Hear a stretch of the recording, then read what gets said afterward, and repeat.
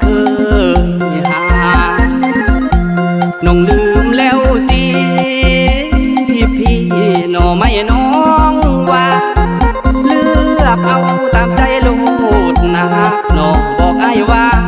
ซับให้น้องแด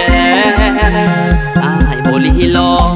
เฝ้าสับเอาน้องที่น้องอยากได้น้องมองสะอ่อนน้อใหญ่ไอ้งุ่มปากไว้ยันคนใดยินทั้งปีทั้งโหปฏิโทหน่อใหญ่ในดินดีใจจนลืมหอดสินเล่นอยู่เทิงดินสินน้องจนเอีย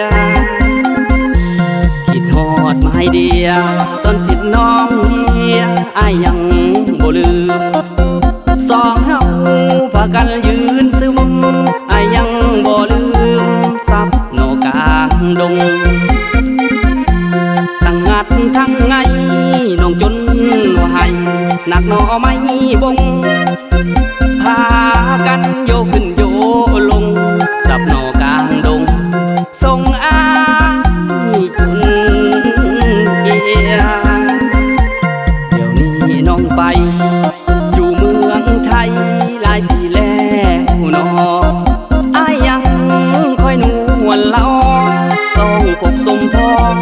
ข้างก็ไม่บงคิดเห็นแต่เจ้าสองเฮาเป้ากันอยู่ป่าดงกลับมา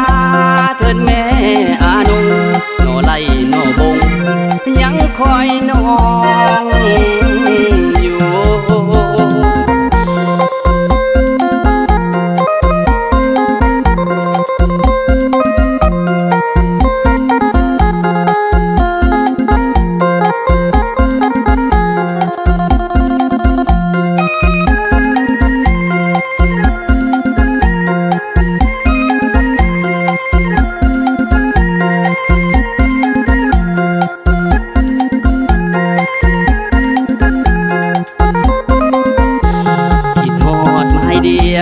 ตอนสิน้องเฮียอ้ายยัง